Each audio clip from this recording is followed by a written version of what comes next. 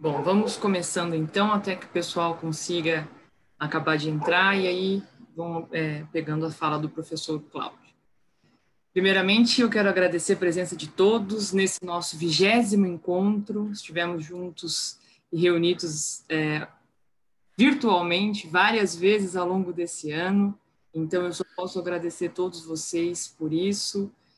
Tivemos a oportunidade de, mesmo nessa pandemia maluca, aprendermos muito sobre direito civil, os mais variados temas, as mais variadas problemáticas. Tentamos trazer professores do Brasil inteiro para poder falar para a gente, e é uma alegria fazermos esse 20º encontro, encerrarmos os nossos eventos desse ano. Teremos essa noite a oportunidade, o privilégio de ouvirmos o professor Cláudio Franzolin. Fico falando professor, né, porque o meu lado acadêmico fala mais alto, mas é doutor Cláudio Franzolin, e é uma alegria recebê-lo aqui para o encontro de hoje. Quero agradecer essa diretoria maravilhosa da OAB Campinas. Sem vocês, sem o apoio de vocês, a liberdade que vocês nos dão para fazermos os eventos, nada do que a gente realizou esse ano todo seria possível. Então, vocês são realmente uma inspiração para a gente. São, além de diretores, além de estarem à frente, são amigos queridíssimos. Então, eu só posso agradecer pela confiança, agradecer pela amizade e por toda essa liberdade. Quero aproveitar também, já saudosa, agradecer a essa equipe da OAB fantástica, a Carol, a Andressa, a Bia, a Miriam, todo mundo, o pessoal de São Paulo, viu, Gabriel? Que eu agradeço aqui hoje no seu nome, que nos permitem realizar esses encontros, toda a parte burocrática, toda a parte, são muitos detalhes para realizar cada um dos eventos, e sem essas meninas super poderosas, nós não teríamos conseguido nada. Então, fica aqui já o meu agradecimento, a saudade, né? Faz tanto tempo que a gente não se vê, e espero que isso tudo passe logo. E aí, por fim, eu quero agradecer também à Comissão de Direito Civil, essas queridas pessoas que estão aí comigo dia a dia, que eu dou trabalho para eles, toda hora estou lá dando trabalho para eles, e são pessoas queridíssimas, que ficam me pedindo bolo, sabe, Lu? O tempo todo me pedindo bolo. Então, mas são pessoas muito queridas, com quem eu tenho a honra e o privilégio de trabalhar. Muito obrigada também por confiarem em mim, por estarem comigo à frente aqui da comissão, realizando todos esses eventos que nós realizamos. Sem vocês também, eu não conseguiria realizar nadinha do que foi realizado. Então, fica aqui o meu muito obrigado a todos vocês, a todos que nos assistiram, a todos que nos acompanharam nesses 20 encontros de direito civil. Ano que vem vai ter muito mais coisa para a gente fazer, estaremos juntos muitas mais vezes. Espero que possamos estar juntos presencialmente também. Espero que essa pandemia passe logo para que possamos estar juntos novamente. E quero dar agora os avisos que vamos ter emissão de certificados. Daqui a pouquinho a Carol e a Andressa colocam aqui no chat para vocês o que precisa para vocês preencherem o formulário. E passo a palavra para a Lu, nossa super vice-presidente, para que a gente dê o seguimento no evento de hoje. Bom, boa tarde a todos e a todas. É um prazer realmente chegarmos aí ao 20º encontro, né, de Direito Civil. Agradecer na pessoa da Mariana, que é uma grande amiga, e em nome de todos vocês, membros da comissão. Pessoal, sem essa ajuda, sem essa disponibilidade, sem esse tempo doado, né, para a nossa OAB, a gente sabe que nada disso seria possível ser realizado. Então, eu agradeço a vocês, né, a oportunidade de conviver com vocês, de participar dos encontros de direito civil, mas, acima de tudo, né, de vocês doarem também o tempo de vocês, as perspectivas de vocês em relação a esses assuntos, né, que foram trazidos nos encontros, o compartilhamento de todas as informações, de todas as discussões pertinentes que vocês trouxeram nesse semestre. Isso é muito importante, né, para a gente enquanto instituição, para para a nossa formação mesmo, de todos os nossos colegas, de repente daquele que nem sabe do que se tratava aquele tema. Então, a abrangência que a gente consegue ter, né, nesses eventos, eu acho que é muito importante, e sem vocês, com certeza, nada disso seria possível. Eu fiquei sabendo da história do bolo, né? Eu acho que a diretoria também tinha que ser chamada para reunião, só acho, né? Mas tudo bem, porque eu não conheço o bolo, afinal de contas, né? Mas dizer para vocês que é muito importante essa interação, é tão bom quando a gente trabalha numa equipe em que a gente tem essa liberdade, né? Que vocês continuem assim, que esses encontros possam ser tão logo, né, presenciais, as palestras também, porque eu tenho certeza que vão ser mais frutíferos ainda do que já são, né? Então, em nome da diretoria, em meu nome, Luciana, do Daniel, do Ivan, do Cláudio e do Paulo, o nosso muito obrigado a toda a realização dos eventos esse ano, e vamos ficar na expectativa para o semestre que vem, para o ano que vem, para saber aí quais serão os temas e os encontros, né? Tenho certeza que todos que assistiram também. Agradecer aos nossos funcionários, na pessoa das meninas aqui que nos acompanham, a Carol, a Andresa, a Bia e a Miriam. Sem vocês, meninas, né, vocês já sabem que a gente não conseguiria realizar os eventos, vocês realmente são aí a extensão, né, da gente em todo esse mundo, né, virtual. Então, com certeza, sem vocês, nós não conseguiríamos realizar esses eventos. Eu agradeço muito pela nossa parceria. Às vezes já é à noite, nós estamos vendo como é que vai ser o evento, qualquer suporte que a gente precise, elas estão online. Então, agradeço imensamente aí a ajuda de vocês. Ao palestrante, Dr. Cláudio, nós já estivemos aí na mesma instituição lecionando, é um prazer recebê-lo aqui para as nossas palestras de Direito Civil, as portas estão abertas para que o professor, doutor e esse companheiro, né, de docência possa aí realizar as palestras e falar a respeito dos temas, né, que são tão importantes e que são apreciados e estudados, né, pelo doutor. Então, as portas estão sempre abertas aqui. Devolvo a palavra a Mariana, muito obrigada, uma excelente palestra a todos. Obrigada, Lu. Bom, então, sem mais delongas, eu reforço meu agradecimento ao Dr. Cláudio, passo a palavra para a doutora Bruna, que fará a mediação do evento de hoje. Boa noite a todos. Em nome da Comissão de Direito Civil da OAB Campinas, eu também gostaria de agradecer a presença de vocês aqui no nosso 20º encontro, que vai ter como tema o vício e defeito do produto e o direito do consumidor. O nosso palestrante de hoje é o Dr. Cláudio José Franzolin, Ele é consultor jurídico, professor titular e membro do corpo docente permanente do Programa de Pós-Graduação Estrito Sensu em Direito, professor na graduação de Direito Civil, Direito do Consumidor e Direito Empresarial, doutor e mestre pela PUC São Paulo, especialista em Direito Empresarial e Direito Contratual, associado ao Instituto Brasileiro de Política e Defesa do Consumidor, associado também ao Instituto de Direito Privado e ao Instituto de Direito por um Planeta Verde. Eu passo a palavra para o doutor Franzolin para seguir com os cumprimentos e a explanação sobre o tema. Doutor, fique à vontade. Ok. Primeiro de tudo, é uma grata satisfação poder falar aqui na OAB, né? OAB Campinas. E quando eu falo da OAB, eu acho que é a grande baluarte da defesa dos direitos civis do cidadão, né? Enquanto entidade que representa efetivamente os mais variados interesses, os mais variados aspectos da sociedade civil. Queria agradecer, em especial, toda essa comissão do Direito Civil, uma pessoa da Mariana, a quem eu já conheço de outros tempos e a quem eu faço também todas as deferências por conta de que é uma advogada extremamente atualizada, extremamente perspicaz e sempre atenta a tudo que está acontecendo em termos de direito privado.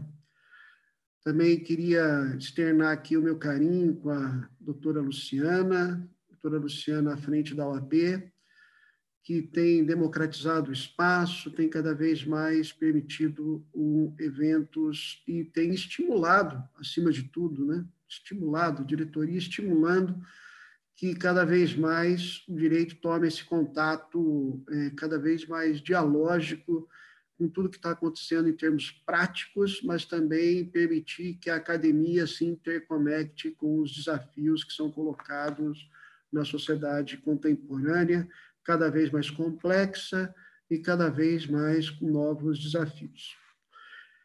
Bom, eu conversei, eu achei melhor estabelecer aqui, eu fiz alguns slides, vou passar para vocês alguns, mas esses slides depois eu disponibilizo, porque eu vi que eu perdi alguns aqui no meio do caminho, e depois eu disponibilizo aqui para a Mariana, para quem quiser, ok?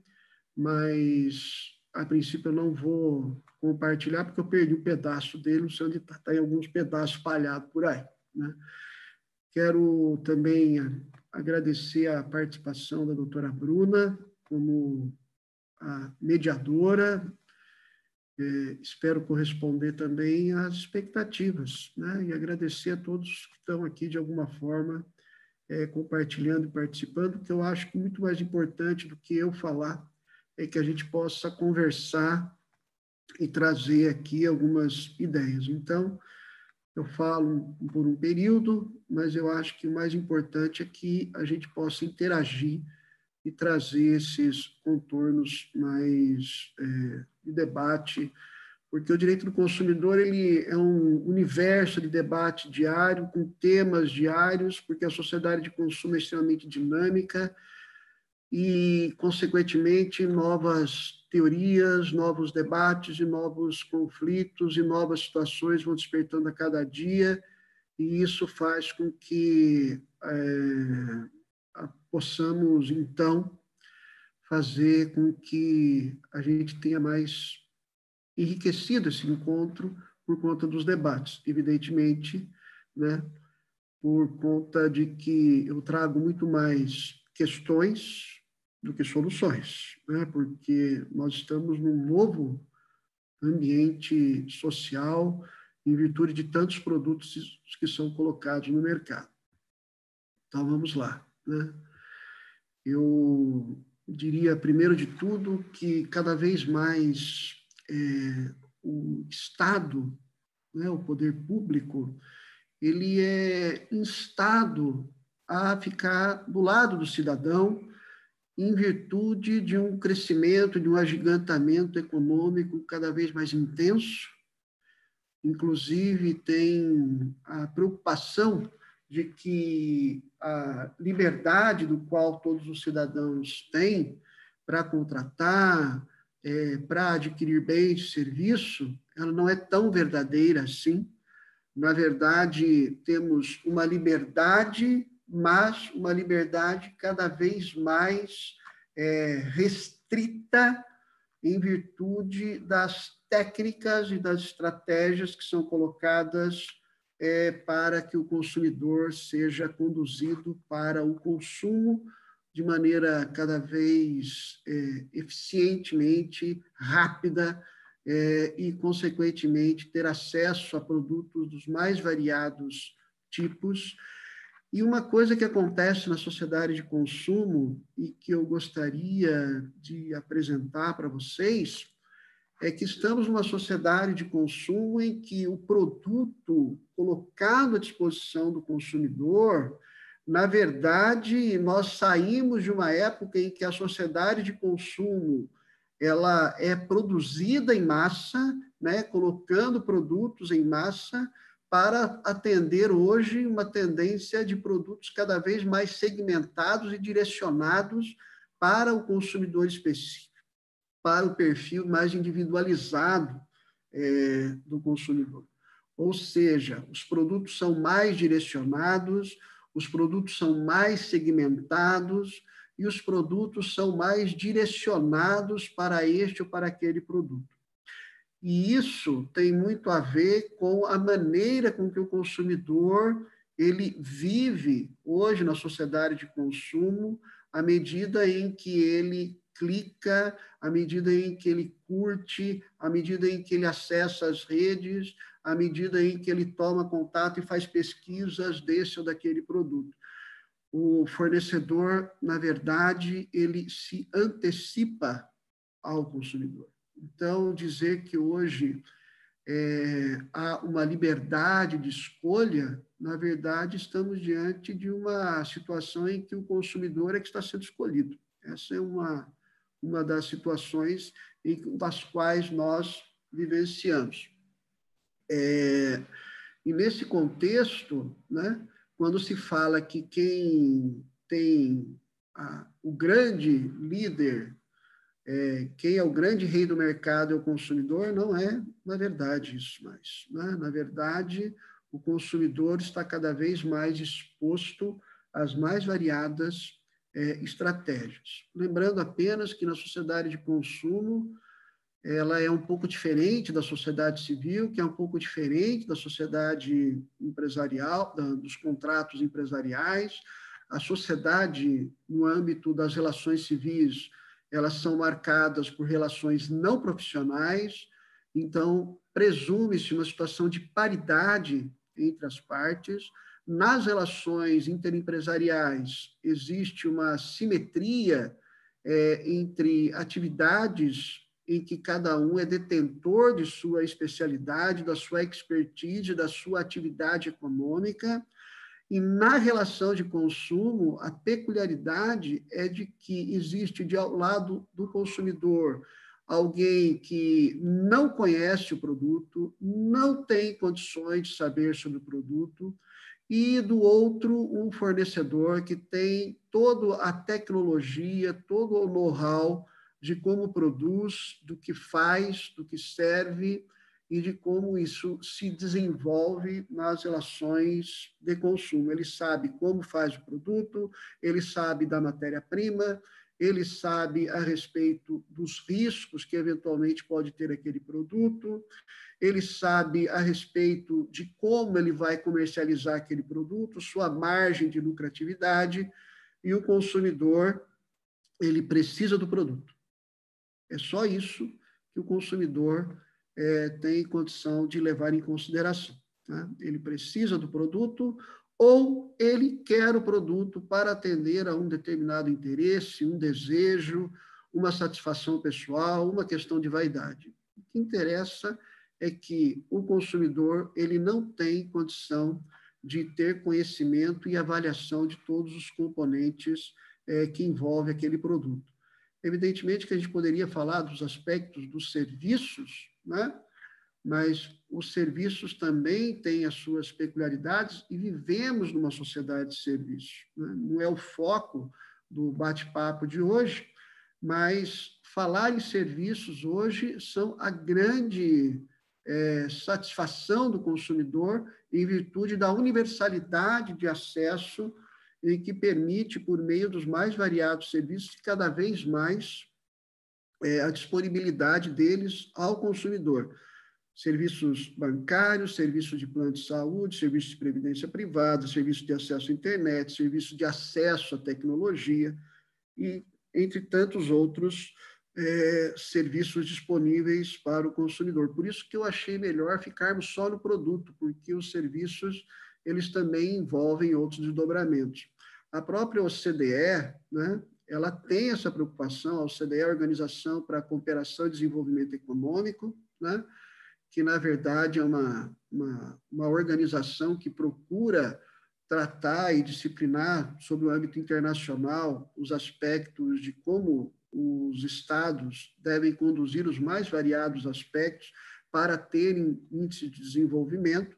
Existe a preocupação da OCDE, por exemplo, quando destaca aí a preocupação com a tutela do consumidor, porque a defesa dos interesses também são importantes para o bom e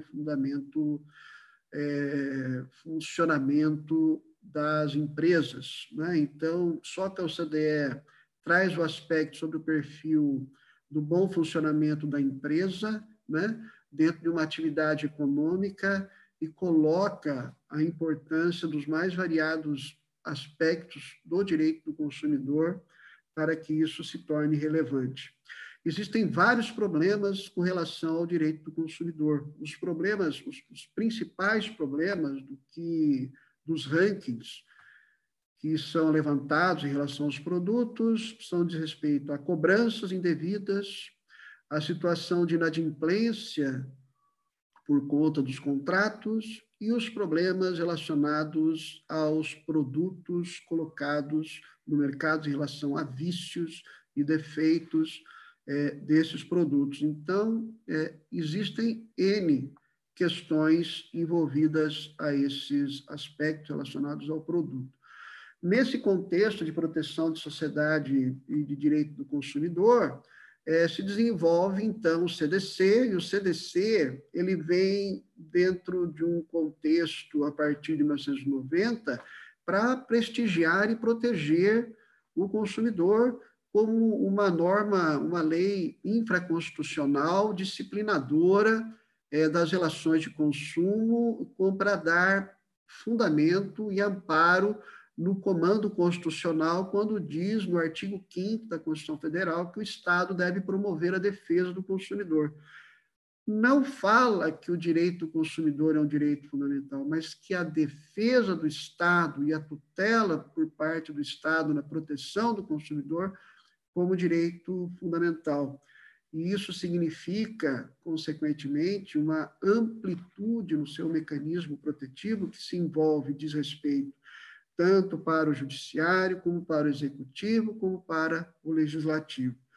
Dentro do Sistema Nacional de Defesa do Consumidor, existe o Departamento Nacional de Defesa do Consumidor, existe os PROCONs, existem as entidades privadas de tutela do consumidor, existem órgãos municipais, tem as curadorias do Ministério Público para a defesa do consumidor, e hoje merece destaque também a plataforma do consumidor.gov.br, né, que é uma plataforma de estreitamento, de conexão e de diálogo, em que otimiza e aproxima fornecedor e consumidor, né? Essa plataforma está disponível e tem possibilidade do consumidor acessá-la, se cadastrar para fazer as suas reclamações junto ao fornecedor, e eu vou voltar a falar desse aspecto mais para frente. Quando se trata da sociedade de consumo e quando se trata de defeito e vício do produto, é importante que na sociedade de consumo existem as mais variadas estratégias para as quais o consumidor são conduzidos para adquirir o produto. Então, hoje, as estratégias da sociedade de consumo são as lojas em espaços de shopping center, acesso a créditos facilitados, créditos consignados, estratégias por conta da moda, questões de identidade do consumidor com relação a determinado a este ou aquele produto, marketing e publicidade para o consumidor, a obsolescência planejada quanto uma estratégia também para que o consumidor seja sempre conduzido para o consumo, né? Então, nesse contexto, né, é que deve ser inserido a compreensão do Código de Defesa do Consumidor, porque quando se fala em Código de Defesa do Consumidor, estamos falando de regras gerais de uma relação de consumo com peculiaridades, é uma norma de diretriz que estabelece os aspectos básicos das relações de consumo, tanto que se você passear pelo CDC, você vai ver lá aspectos bastante generalistas, mas traçando os comandos de defesa que envolve a tutela do consumidor, quando estabelece questão de direitos básicos, no artigo 6º, a questão do reconhecimento da vulnerabilidade do consumidor, as questões relacionadas aos prazos de reclamação, o conceito de vício e de defeito do produto, enfim, né?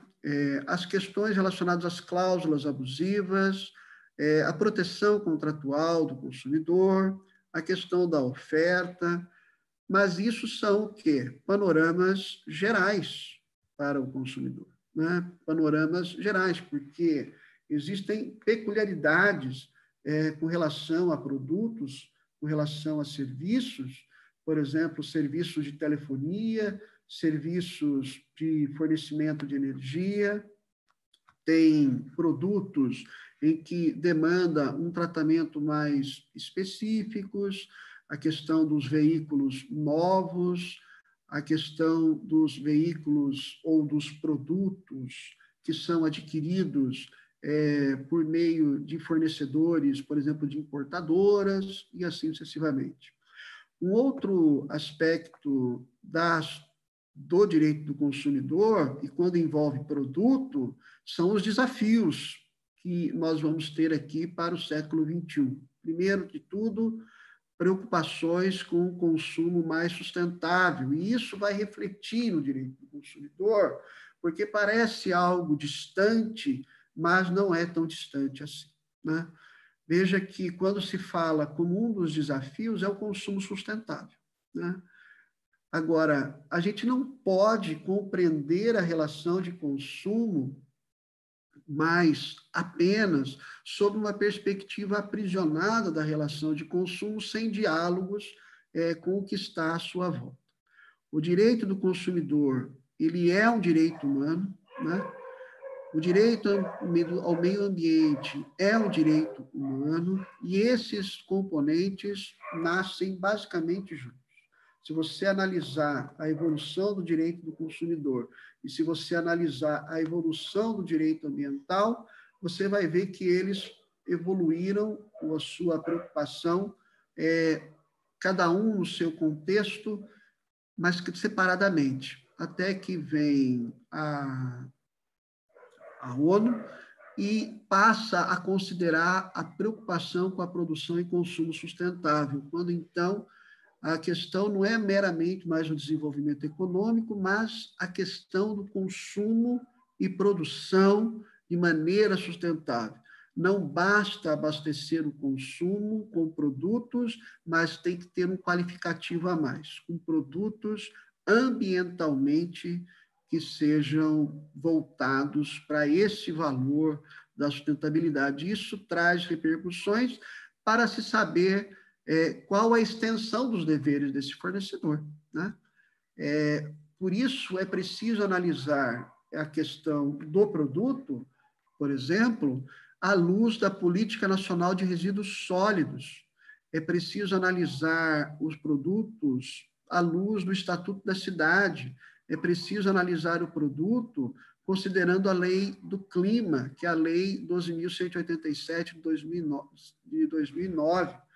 Nós precisamos estabelecer diálogos cada vez mais intensos. Então, esse é um dos grandes desafios que nos coloca hoje para a questão dos produtos. Então, o produto, quando se analisa vício e quando se analisa defeito, não se analisa apenas mais sob a ótica exclusiva do questão do produto em si, né? Ou da satisfação do consumidor, mas é preciso também expandir a compreensão do produto sob essa perspectiva. Se você passear, por exemplo, pela lei do clima, né, a preocupação com economias de baixo carbono, bens de consumo mais duráveis, produtos com redução de emissões por meio de mecanismos de desenvolvimento limpo, preocupação com produtos que gastem menos energia, e isso envolve os mais variados aspectos, não é apenas o eletrodoméstico,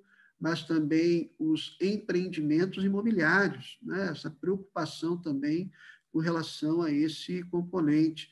Então, esse é um dos... Quando você fala a respeito do produto, então precisamos expandir a compreensão, porque lá na lei, por exemplo, de Política Nacional de Resíduos Sólidos, fala da preocupação de estabelecer produtos com mais durabilidade e com ciclo de vida e que se permita também a reutilização dele, o remanejamento, a possibilidade de que se evite a maneira de descartá-lo de qualquer forma.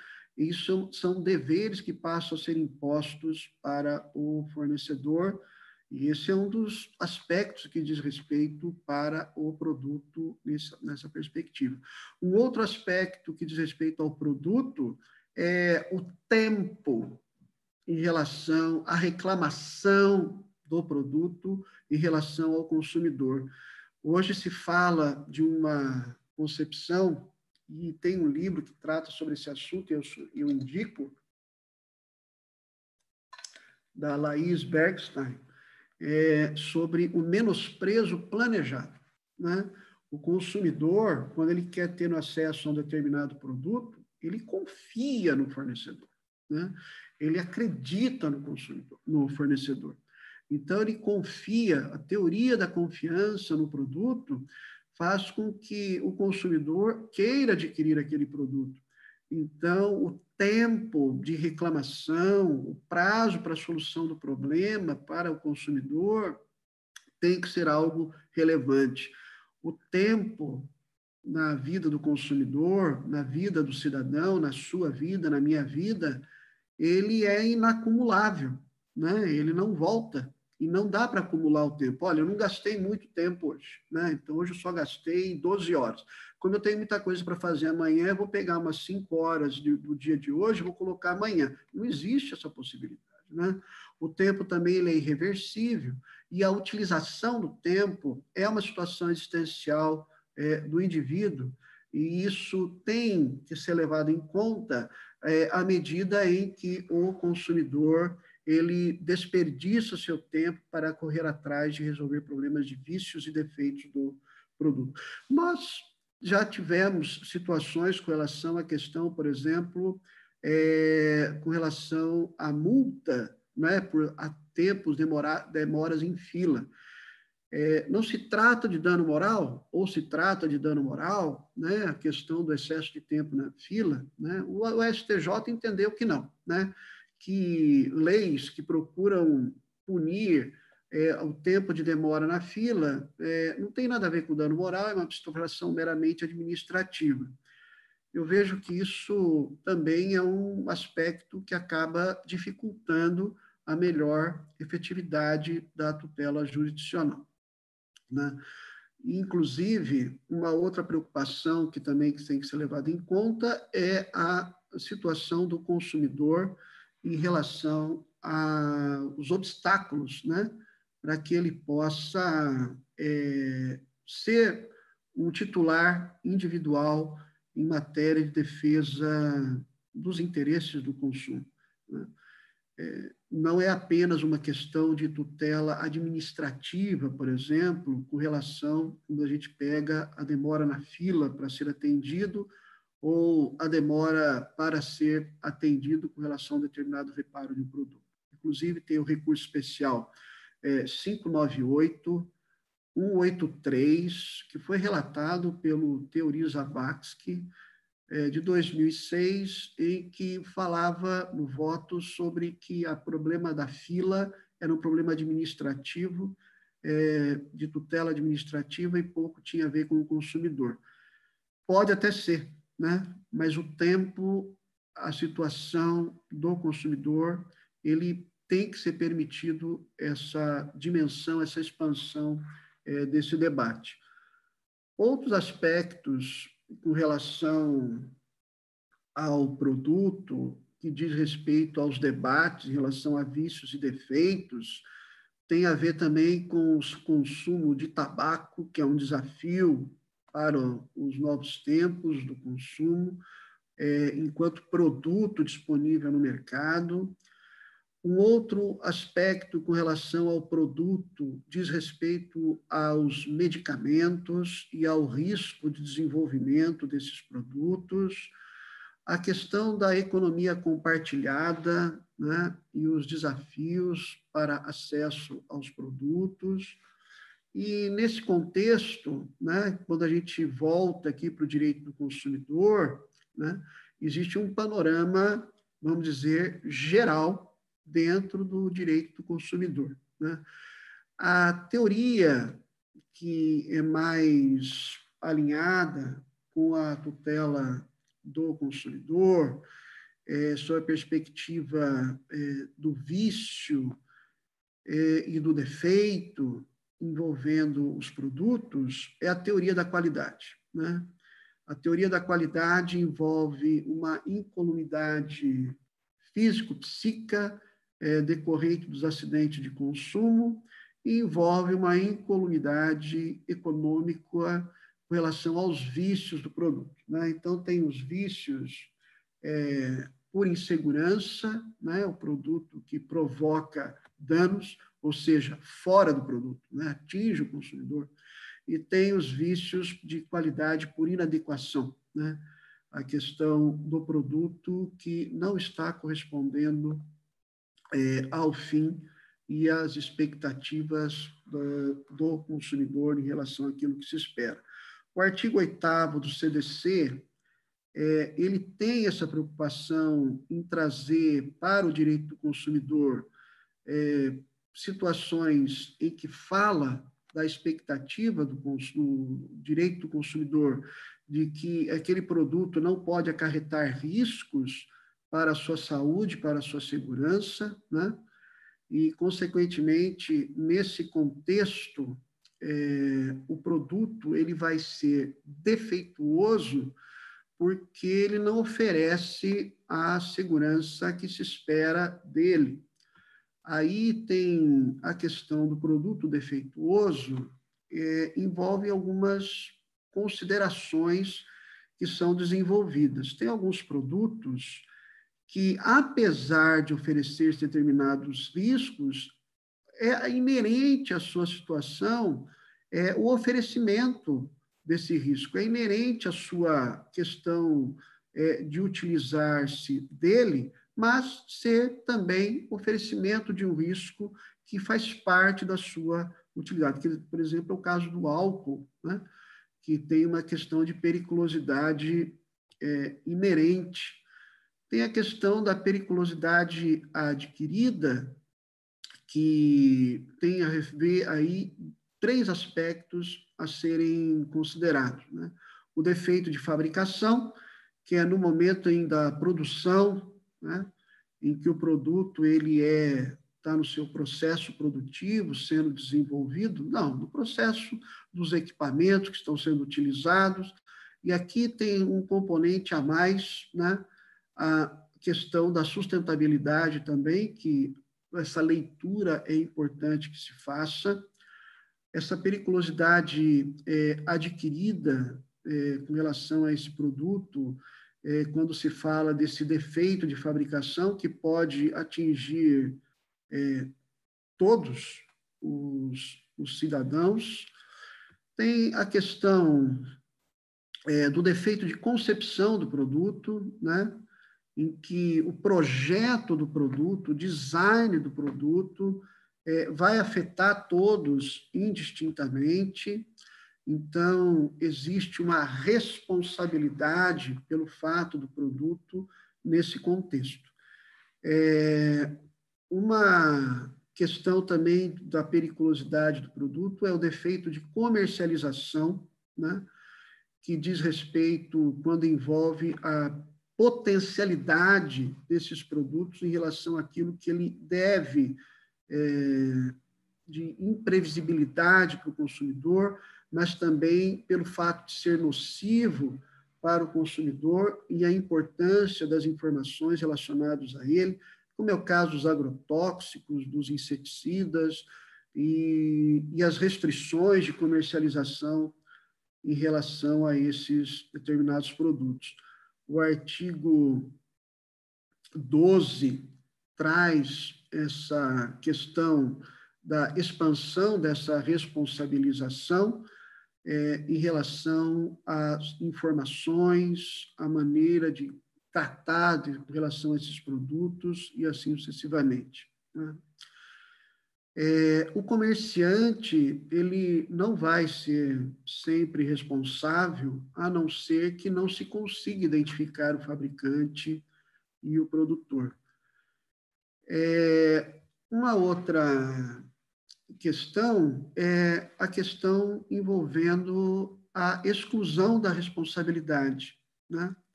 O CDC ele tem uma cautela com relação a essa exclusão de responsabilidade daquele que não colocou o produto no mercado, né? Mas, né, o fato de não ter colocado o produto no mercado é uma questão, ou seja, que voluntariamente o fornecedor não quis colocar o produto no mercado, mas a manutenção da responsabilidade do fornecedor, por exemplo, em casos de extravio de mercadorias, por exemplo, né, mantém-se a responsabilidade dele.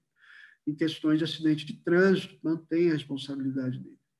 E quando ele faz distribuição de amostras grátis, também mantém a responsabilidade dele. Um debate que surge, mas não consta nas regras de exceção, de responsabilidade, de exclusão, né, diz respeito ao caso fortuito, né, e força maior, em relação a esses produtos. Ou seja, se o fornecedor deve ou não deve ser responsabilizado em casos fortuitos ou de força maior. Já teve debates com relação a esses aspectos, com relação, por exemplo, em relação aos bancos, né? Em que mesmo em caso de assalto, uma atividade inerente ao risco, mesmo que o banco disponibilize, ou por meio de terceiro disponibilize esse tipo de serviço. Um outro aspecto que não é tratado no CDC, mas que merece alguma consideração com relação ao produto, diz respeito ao risco do desenvolvimento, né? O risco do desenvolvimento é importante, embora eu esteja falando aqui com profissionais, né, da área do direito, eu vejo que tem também vários alunos, né? O risco de desenvolvimento, ele é uma categoria desenvolvida para aqueles produtos em que eles são colocados no mercado e no momento em que eles são colocados no mercado, eles não estão oferecendo nenhum risco porque a tecnologia disponível, a ciência disponível naquele momento, ela tem condição de levar em conta que aquele produto não oferece risco para o cidadão. Então, nesse caso, a pergunta que fica é a seguinte, né? Se esse produto colocado no mercado, daqui a alguns anos, ele oferecer algum tipo de problema para a saúde do consumidor, será que ele deve excessivamente, deve responder, deve assegurar a indenização ao consumidor? Ou seja, o fornecedor que tomou as cautelas, que lançou o produto, que desenvolveu, que pesquisou o produto e que lança o produto no mercado, no momento em que ele lança o produto no mercado, aquele produto não oferece riscos, mas não oferece riscos porque a ciência, naquele momento, não conseguiu avançar em todos os termos de pesquisa, ou porque tudo que ela avançou já está disponível e, consequentemente, ela vai colocar o acesso para que o fornecedor possa colocar o produto no mercado sem nenhum oferecimento de risco. Mas o produto vem a oferecer riscos daqui 2 anos, daqui 3 anos, né? Se há responsabilidade do fornecedor ou se não há responsabilidade do fornecedor pelos eventuais danos causados em detrimento dele e qual é a situação em que se envolve nesse debate. A primeira posição é que se desenvolve, aqui tem um grande debate que envolve esse aspecto, porque ou se estimula a ciência e a pesquisa, ou não se estimula a ciência e a pesquisa. E, consequentemente, se o fornecedor ele for responsabilizado pelo produto que é colocado no mercado, pelos riscos que ele causou daqui 2, 3 anos, e, consequentemente, daqui 3 anos, o consumidor pode acionar, alguns entendem que sim, porque basta colocar o produto e disponibilizar o produto no mercado e, consequentemente, é um risco, já que é uma atividade desenvolvida pelo fornecedor e, consequentemente, ele deve responsabilizar-se por isso. Uma outra corrente entende que não, né? Outra corrente entende que não, que se eventualmente sempre se estiver estabelecendo a responsabilização do fornecedor por danos que eventualmente ele desconhece naquele momento, mas ele tenha toda a disciplina da ciência a seu favor, mas isso só vem a acontecer daqui 3 anos, se ele sempre for responsabilizado, haverá, na verdade, um desestímulo para a pesquisa e para a inovação. Então, esses são 2 posicionamentos. Tem um julgado, né, a respeito de um medicamento, que é justamente esse que eu ia trazer, esse julgado, comentar, eu tenho esse número desse julgado, a respeito de um medicamento que foi decidido recentemente pelo STJ, em que se reconheceu, sim, a responsabilidade do fornecedor por conta do medicamento, apesar de ter sido, na época, quando foi lançado, não tinha conhecimento, a ciência não tinha conhecimento dos riscos em relação a ele. E aqui eu convido uma reflexão para vocês, né? A vacina com relação à Covid, que eventualmente for utilizada hoje, se, como estamos diante dessa pandemia, se ela aparecer algum efeito daqui 3 anos, será que o fabricante há de ser responsabilizado? Né? Essa é uma pergunta que depois eu gostaria de escutar aí, ouvi-los com relação a isso. Né? Uma outra situação, com relação ainda ao risco do desenvolvimento, é justamente por conta dos produtos novos, diante das novas tecnologias, que podem também comprometer não apenas a saúde do cidadão, mas o meio ambiente. Né? Será que eu posso aplicar essas concepções no âmbito do direito, a partir do direito do consumidor?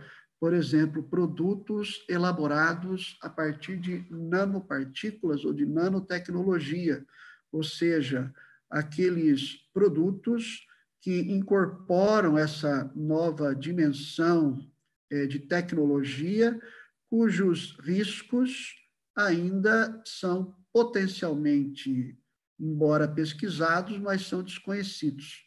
Ou seja, até que ponto, né, esses produtos, ao serem descartados e não serem ambientalmente tratados, ou seja, se esses produtos tomarem contato de alguma forma com o meio ambiente, haverá uma responsabilização ou não haverá responsabilização nesse aspecto.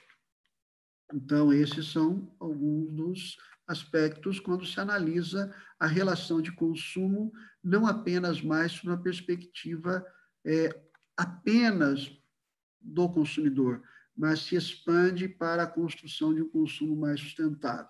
E daí vem todo esse desdobramento com relação a esses aspectos. A outra situação que diz respeito aos produtos é com relação aos vícios, né? Aos vícios do produto, em que a questão do vício que envolve o produto é por conta da sua inadequação à finalidade a que se destina. E esse vício pode ser por conta, em virtude da sua inadequação por conta de que ele não corresponde às expectativas do consumidor, podem ser vícios decorrentes de informação e vícios de quantidade. E um outro aspecto é com relação à distinção do vício do direito civil com o vício do direito do consumidor. O vício no direito civil, o vício redibitório do direito civil, ele tem uma perspectiva muito mais restrita. Primeiro, que ele se aplica aos contratos, né? Ou seja, há uma relação prévia de natureza intercontratual entre as partes. Segundo, que diz respeito ao vício oculto, né? No direito do consumidor, a preocupação com o vício é uma preocupação mais ampla, mais expandida, já que existe uma preocupação com a tutela do consumidor em relação à possibilidade do consumidor exigir a substituição do produto, em virtude da possibilidade do consumidor querer o abatimento ou a devolução dos valores pelo qual adquiriu, mas não precisa necessariamente, né? Porque a preocupação com o direito do consumidor, ele supera essa dicotomia de responsabilidade contratual e extracontratual.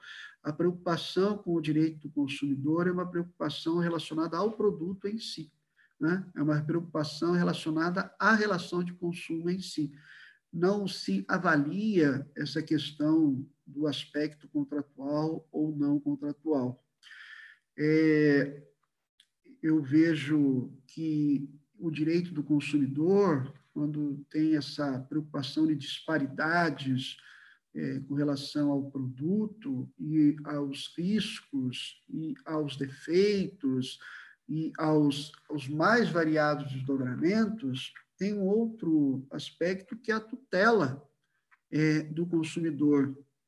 Se o consumidor deve fazer a reclamação, como ele deve fazer a reclamação, o artigo 26 trata dessa questão da reclamação do consumidor, a preocupação com relação à reclamação do consumidor, e um dos debates que envolve a preocupação com relação à reclamação envolvendo relacionado ao produto, né?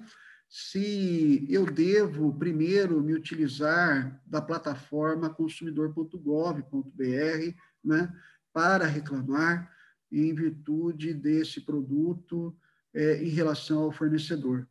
Se eu posso diretamente me valer de outros meios de reclamação, ou se quando existe um posicionamento do judiciário de que primeiro se deve recorrer a essa plataforma, se deve primeiro tentar resolver o problema administrativamente.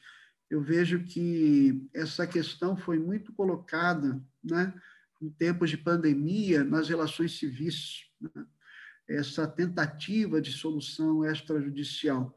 E se essa questão, em termos de direito do consumidor, se eu posso, se eu não posso envolver com relação a isso. Eu entendo que o acesso ao judiciário ele é amplo e restrito, sem nenhuma condicionante, e a utilização da plataforma ela tem que ser uma faculdade, né, um exercício facultativo por parte do consumidor, quando ele quer reclamar de um determinado produto diretamente em relação ao fornecedor.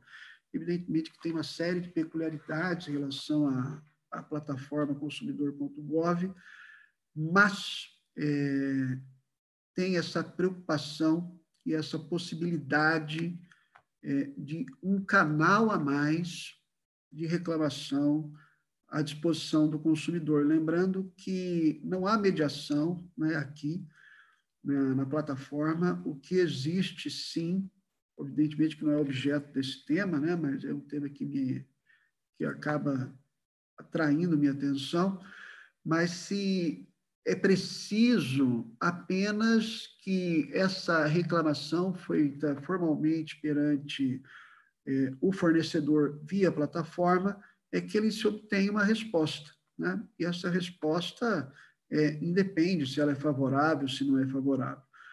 e que seria uma condição para o ajuizamento da ação a ser movida, a ser manejada pelo consumidor frente ao fornecedor, né? Eu entendo que não, porque é apenas um canal a mais de acesso de reclamação.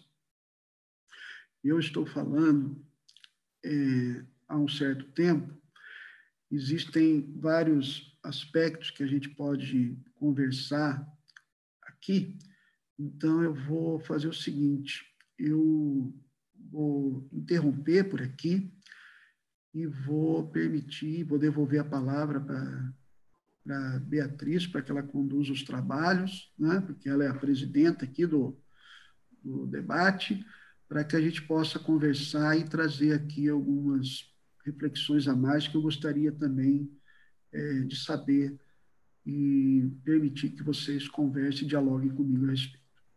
Agradeço por demais a oportunidade de trazer aqui algumas reflexões.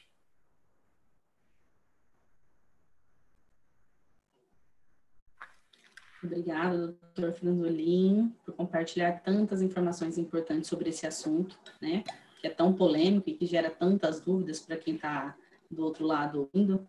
Nesse encontro, a gente teve o objetivo de demonstrar qual é a importância, né, do conhecimento mínimo do direito dos consumidores.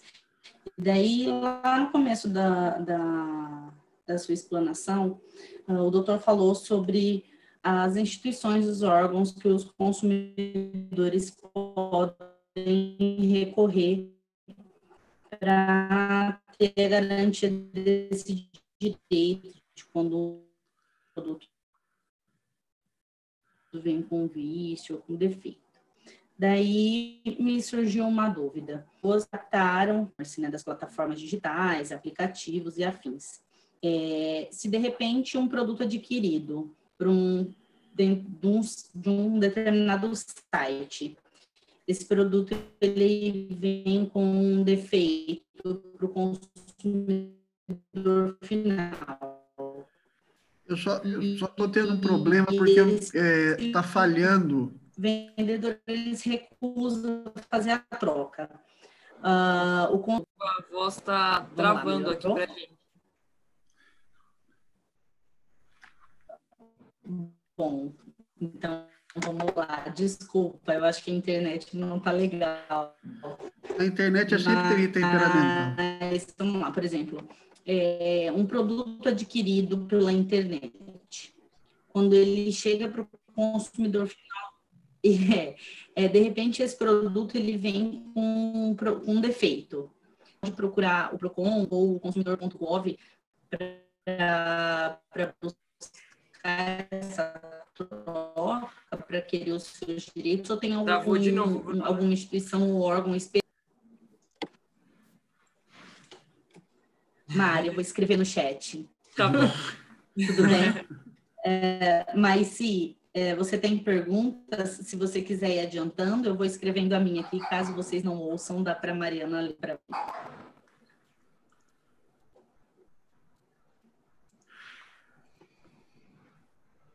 Bom, eu vou tirar só o meu áudio aqui, ver se ajuda alguma coisa. Eu vou fazer a minha pergunta, então, professor. Vamos lá. O senhor falou, eu queria fazer duas perguntas, na verdade. A primeira delas é tratando justamente dessa questão, tanto da plataforma, né, mas principalmente do seguinte. Nós temos aqui, eu peguei alguns dados para poder falar para o senhor. Então, olha, foram 2,59 milhões de queixas levadas aos PROCON de todo o Brasil em 2019. E muitas dessas queixas repetem há 10 anos, né? E aí o senhor trouxe aqui, justamente o título que o senhor propôs foi isso, os problemas que se repetem. Um dos principais problemas que é listado aqui pelo SINDEC, que é o Sistema Nacional de Informação de Defesa do Consumidor, são os problemas com a cobrança. Então, nós sabemos que os PROCONs podem, eles têm essa autonomia de, quando provocados, aplicarem multa. E nós sabemos que essas ações que os consumidores entram, embora muitas vezes eles não tenham ciência de todo o direito que eles possuem, né? Essa é uma grande dificuldade, nós precisaríamos ter uma educação consumerista, talvez nas escolas, não sei o que o senhor pensa também sobre isso. Mas, enfim, e me parece que se a reclamação de cobrança, por exemplo, é um problema que vem se repetindo há tantos anos, não me parece que está sendo eficaz essas atitudes que vêm sendo tomadas pelos PROCONs de forma geral. Então, eu queria saber assim do senhor, o que o senhor acha que nessa questão de repetição de problemas que nós, como consumidores, poderíamos fazer, ou eventualmente nós, como operadores do direito, poderíamos fazer, ou ainda se o senhor acha que seria viável, porque quando o consumidor entra com esse tipo de processo, muitas vezes ele vai ter o direito ao dano moral. E aí nós sabemos que tem aquela outra discussão sobre a indústria do dano moral, sabemos aquela questão da tabela de preços, né, de dano moral e assim por diante. Mas que saída que o senhor vê para que a gente possa parar de cometer os mesmos erros, né, de receber as mesmas reclamações por tanto tempo e tantas vezes de forma reiterada? Agora que eu vi que eu estou com o nome da Maici aqui.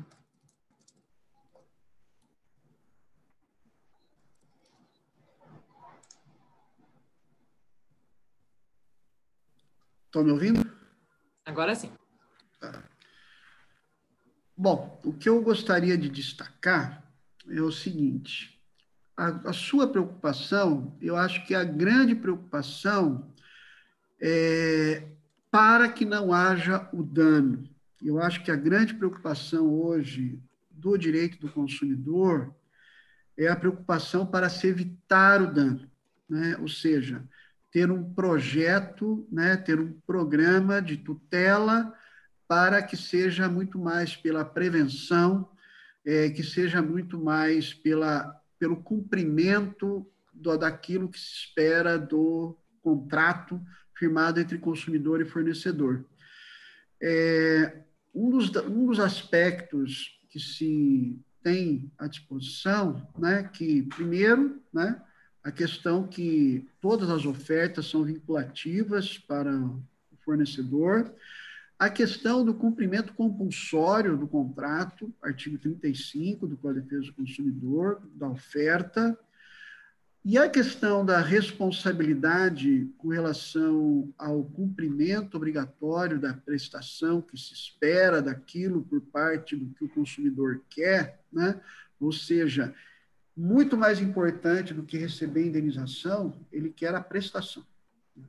Então, eu vejo que essa é a questão. Então, será que se aplicar, né, uma pena, uma indenização punitiva para o fornecedor, para que ele seja desestimulado a que isso se repita no futuro, é o melhor caminho? Então, daí tem duas teorias, né? Tem a teoria daqueles que aceitam essa indenização punitiva e, consequentemente, defendem esse posicionamento, né? Porque seria um mecanismo de desestímulo para que isso não voltasse a se repetir no futuro. Mas também tem um posicionamento que repudia essa questão, né? Por quê? Porque para que haja uma penalidade, é preciso que haja também uma previsão legal, né? Então, teria que ter uma previsão legislativa para que a indenização assumisse essa função, vamos dizer assim, de uma pena privada para o fornecedor. Eu entendo que o PROCON e eu entendo que o Ministério Público e as entidades, né, quanto mais eu vejo assim. Você pode notar que os problemas que mais acontecem de maneira corriqueira, são os serviços que são regulamentados e que são regulados por agências, né? Serviços de telecomunicações, serviços bancários, serviços relacionados a fornecimento de energia. O que eu acho que o consumidor individualmente, ele não tem esse mecanismo, mas eu acho que falta uma articulação maior entre as agências com os PROCONs, no sentido de que elas teriam um grande poder, uma grande força de tutela coletiva para que se evitasse a repetição desses problemas. Eu acho que só a indenização privada, por conta desse debate de natureza dogmática, não seria o suficiente. Seria necessário uma maior articulação da regulação e da tutela administrativa. Por isso que eu sempre falo que o direito privado ele não consegue mais sobreviver isoladamente, sem o diálogo com a atuação estatal. Então, você me pergunta, como é que se evita isso? Será que se isso se evitaria o consumidor individualmente? Vamos supor que o juízo, né, o consumidor peça uma multa privada, uma indenização privada, sob pena de não cumprimento compulsório do contrato. Seria uma alternativa? Seria uma alternativa, né? Seria uma alternativa. Mas precisa saber se isso realmente vai desestimular futuras condutas. Eu acho que a articulação entre as agências reguladoras com os PROCONs, eu acho que isso seria muito mais eficiente, porque eles teriam controle e melhor acesso para a tutela mais efetiva do consumidor. Aliás, ela estaria dando cumprimento àquilo que o próprio Comando Constitucional estabelece, de que o Estado deve promover a proteção do consumidor. Obrigada, doutor. Oi, Mari, desculpa. Não, imagina. Vamos ver se agora vai. Desculpa, a câmera desligada para ver se o áudio melhora. Mas se você quiser abrir o seu microfone para fazer a sua pergunta, fique à vontade.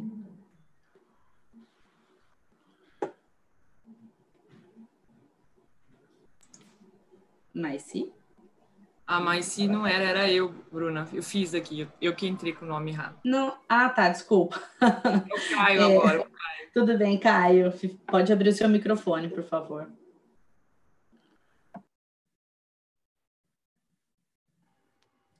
Estão me ouvindo?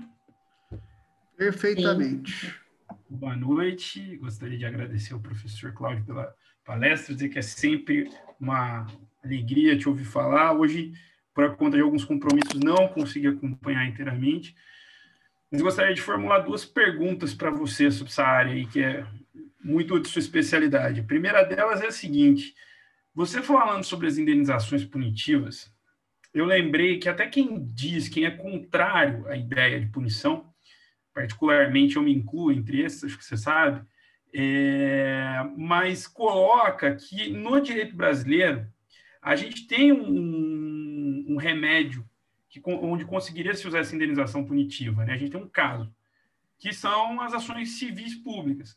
Então, eu gostaria de saber primeiro o que você pensa, né? Se, de repente, além dessa articulação entre as autoridades administrativas, poderiam haver avanços na tutela coletiva do consumidor para, né, nesse âmbito, se aplicar, talvez, a indenização punitiva com um maior conforto, e se isso teria alguma efetividade. E a segunda pergunta é sobre economia compartilhada. Como você vê a cadeia de responsabilidade aí nos casos de economia compartilhada, por exemplo, de Airbnb, né? São duas perguntas bem diferentes. Se só o site está dentro de uma responsabilidade objetiva, de uma relação de consumo, ou quem fornece também, e se fornece esse serviço, entra nisso, né? A pessoa física que oferta o seu bem lá nos sites que são o local dessa economia compartilhada. Obrigado. Caio, você sempre faz perguntas bastante pertinentes, né? E o meu carinho por você é sempre muito elevado. E também agradecer as considerações e a sua participação nesse encontro. Bom, com relação à primeira situação, ao primeiro questionamento, com relação ao que você fala sobre as ações civis públicas, eu acho que ela tem que ser lida de maneira articulada com o artigo 6º, inciso 5 do Código de Defesa do Consumidor, quando fala que que os direitos básicos do consumidor se inclui entre eles a prevenção, né? E não só a reparação integral. E um outro aspecto também com relação à ação civil pública é fazer uma leitura constitucional, porque colocar a remoção do ilícito, vamos dizer assim, o aspecto preventivo e para evitar o ilícito, uma tutela efetiva, não no direito processual, mas no direito material, né? Ou seja, você reconhecer que a prevenção do ilícito e a remoção do ilícito, ela não está no direito processual, mas ela está no direito material, que seria o próprio direito, a possibilidade de se remover e de se prever que se evitasse esse ilícito. Daí essa leitura seria, evidentemente, uma leitura da ação civil pública com o direito do consumidor, e quando o artigo da Constituição Federal, lá no artigo 5º, inciso 10, se não me falha a memória, fala da efetiva proteção em todos os aspectos de prevenção em relação ao dano. Eu acho que o raciocínio seria nessa perspectiva. Com relação à economia compartilhada, né, eu acho que isso é uma nova tendência.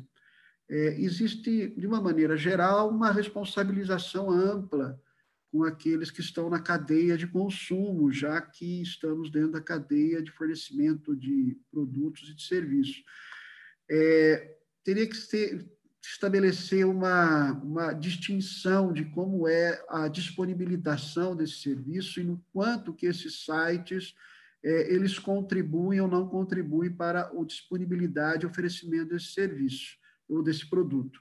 Né? Até que ponto ele é o depositário desse site, o quanto ele é o sítio para o acesso desse produto, né? O quanto que ele participa da comercialização desse produto. E nesse aspecto, né, quando você fala de, por exemplo, por aplicativos, por exemplo, né, do BNB, né, a maneira com que se aproxima e como é que o consumidor teve acesso àquela rede hoteleira e quanto que foi efetiva a interconexão existente em relação a eles, já que envolve aí todo esse aparato tecnológico do qual o consumidor muitas vezes está muito distante em relação a isso, mas ele só conseguiu chegar até aquele produto ou até aquele serviço por meio daquele aplicativo. Então, eu vejo a princípio, nessa responsabilização, nesse sentido, nesse contexto. Não sei se eu respondi sua pergunta. Claro, obrigado. Obrigada, professor. Ana Maria Santos, se você quiser abrir o seu microfone para fazer a pergunta para o doutor.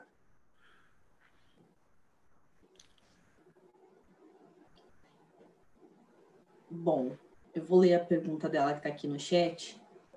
A Ana Maria questiona o seguinte: desde o início da pandemia, os consumidores vêm enfrentando muitas dificuldades para cancelamentos de voos junto às companhias aéreas, com exigências absurdas quanto à devolução de valores pagos, forçando o consumidor a aceitar um voucher.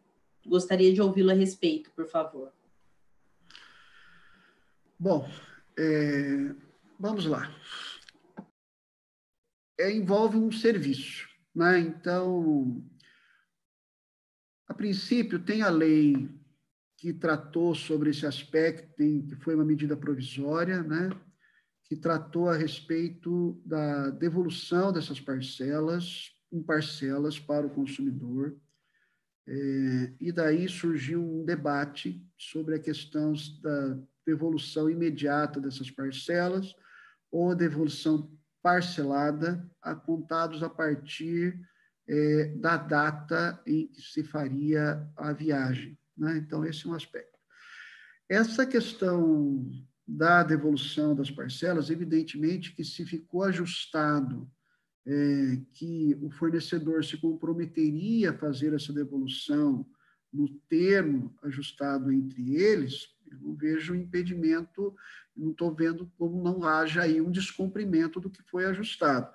Agora, se seguir exatamente as regras do que foi estabelecido, de que o parcelamento, que a entrega do valor, a restituição do valor pago seria feita a posteriori, aqui eu gostaria de convidar, Ana, uma reflexão com relação a isso. Quando foi feito o debate sobre a restituição imediata ou não das parcelas para o consumidor daquilo que ele tem para receber por conta da viagem que foi cancelada, do valor da passagem que ela foi cancelada, duas situações acontecem. Ou a gente vai proteger efetivamente o consumidor, né? Ou a gente vai proteger efetivamente o transportador aéreo. E daí foi uma decisão trágica, né? Foi a questão de decisão trágica, porque são decisões difíceis. Eu gostaria, isso me leva a uma reflexão com você, e você sinta-se muito à vontade para comentar a respeito. Quanto tempo demora, vamos supor que uma empresa aérea tenha dificuldade para ressarcir todo o valor para o consumidor, né? Eu sou consumerista, né? Mas eu queria entender da seguinte forma: quanto tempo demora o consumidor para receber a parcela de volta? Então, ele está tendo dificuldade para receber a parcela de volta, né? Então, ele vai seguir as regras de que a restituição será em tantos meses, ou tantos períodos. Por outro lado, a empresa aérea, se ela executar efetivamente a restituição de todas as parcelas, compromete o seu capital de manutenção. E qual foi a questão da ponderação nesse aspecto? A questão da ponderação nesse aspecto, quando se debateu entre o direito do consumidor e o direito transportador aéreo, foi o seguinte: o transportador, quanto tempo demora uma empresa aérea para se instalar no país e começar a se operacionalizar e funcionar, né? Ela vai demorar quanto tempo? 1 ano? 2 anos? Porque não é iniciar a operacionalização de uma empresa aérea no território nacional, ela demanda uma série de complexidade de atividades administrativas. E, nesse contexto, qual efetivamente é o papel do transportador aéreo? Oferecer bons serviços e assegurar, e o consumidor ter assegurado a ele direito de escolha. Se as empresas aéreas elas vão rompendo a sua atividade, né, por conta de dificuldades, o consumidor vai ficando sem escolha, né, vai ficando sem opção e, consequentemente, vai ficando também a concentração do mercado na mão de menos empresas aéreas, né? Então, eu vejo que a análise que foi feita foi uma análise de longo prazo, né? Foi uma decisão de longo prazo.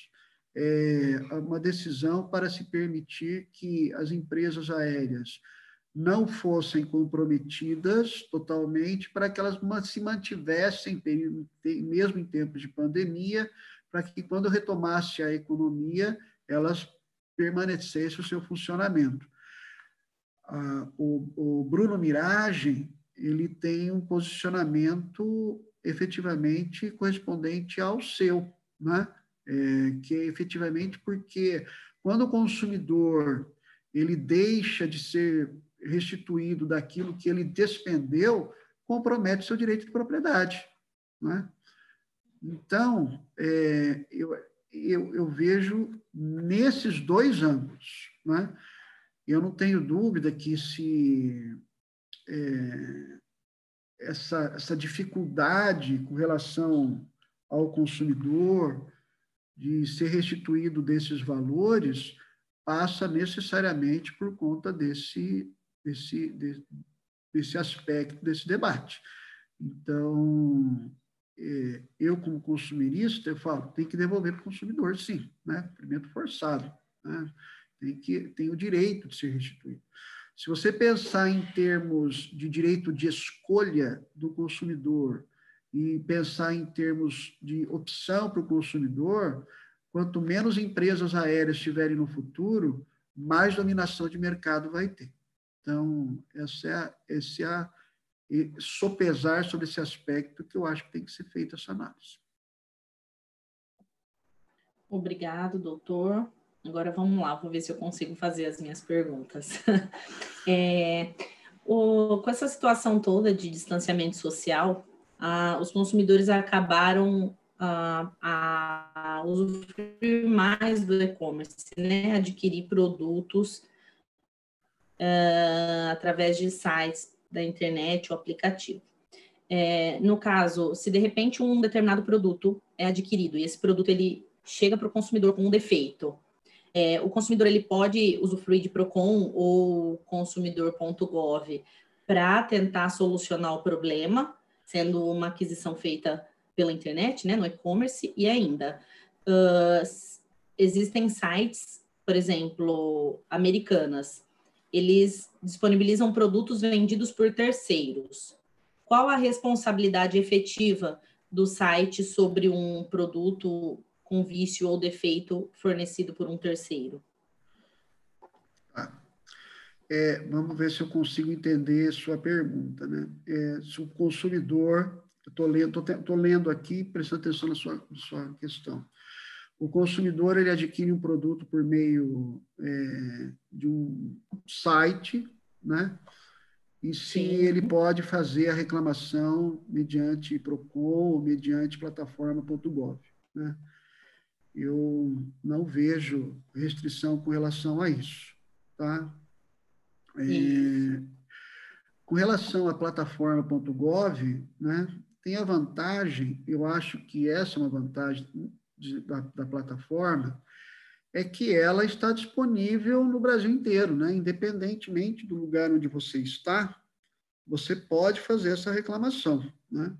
Em que pese as reclamações, em que pese algumas pessoas que não se sentiram satisfeitos com a plataforma, ela não deixa de ser um mecanismo de democratização do acesso à possibilidade do consumidor reclamar, né? Se tem a plataforma e o consumidor tem disponibilidade para usar, eu não vejo nenhum impedimento com relação a isso. Aliás, né, até por conta, em termos de pandemia, eu acho que isso até facilitou, né? A outra pergunta a respeito dos produtos vendidos por sites, disponibilizados pelos sites e vendidos sob responsabilidade de terceiros, né? Eu acho que aqui tem dois aspectos, né? Dois aspectos no que diz respeito ao seguinte sentido. Existe uma cadeia contratual, né? O consumidor ele desconhece essa cadeia contratual. O consumidor, quando ele vislumbra essa relação contratual, esse acesso ao produto, ele tem uma expectativa legítima de que ele vai ter acesso àquele produto, né, por conta da disponibilidade daquele site que faz a própria divulgação do bem. Então, o que eu vejo nesse sentido é que cabe ao site tomar as cautelas, existe o dever de consideração, dever de esclarecimento, dever de informação, dever de exigir esclarecimentos prévios. Existem vários deveres anexos, né, com relação àquele que está comercializando produtos de terceiros, por meio dos quais ele tem que adotar essas cautelas, esses cuidados, e sob pena, sim, de haver responsabilização nesse sentido, ok? A questão do defeito do produto é outra coisa, né? O defeito do produto é uma questão que diz respeito à segurança do produto. Então, a responsabilidade da identificação do produtor, do fabricante, é uma ressalva do próprio artigo 12, com relação ao defeito do produto. por exemplo, de um equipamento eletrônico, por exemplo, a responsabilidade é dele com relação a esse aspecto, ok? Não sei se eu respondi. Respondeu, sim. Muito obrigada, viu? Doutor, eu quero agradecer a participação do senhor aqui na nossa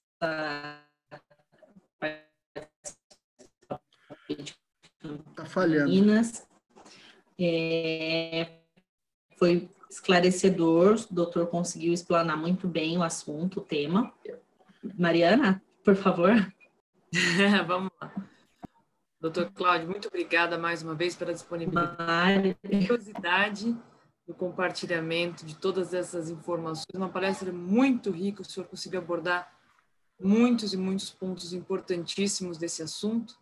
E eu só posso agradecê-lo mais uma vez por estar aqui conosco. E eu gostaria que o pessoal ligasse as câmeras para fazermos a nossa foto oficial do evento. Eu já estou com a câmera ligada.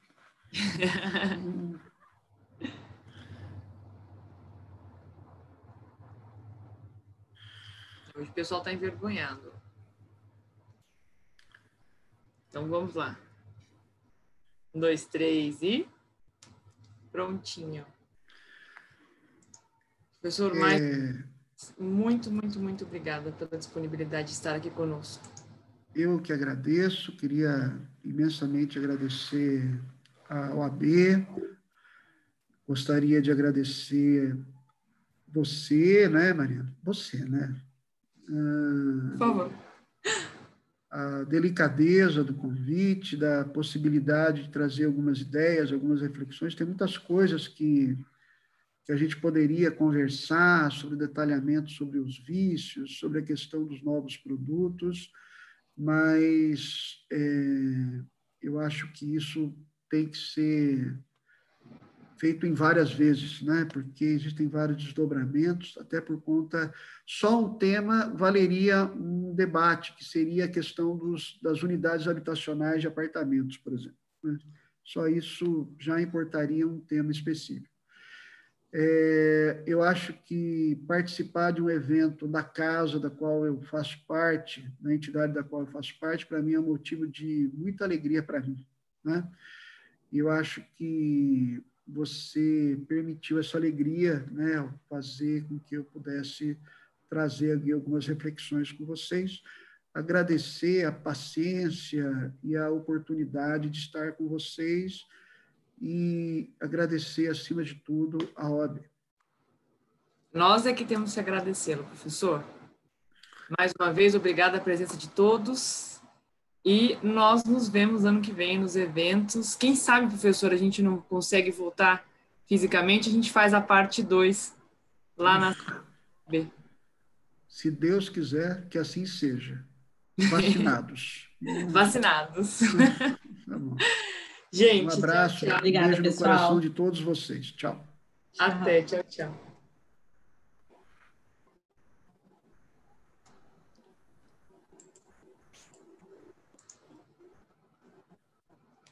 Andressa precisa encerrar para a gente.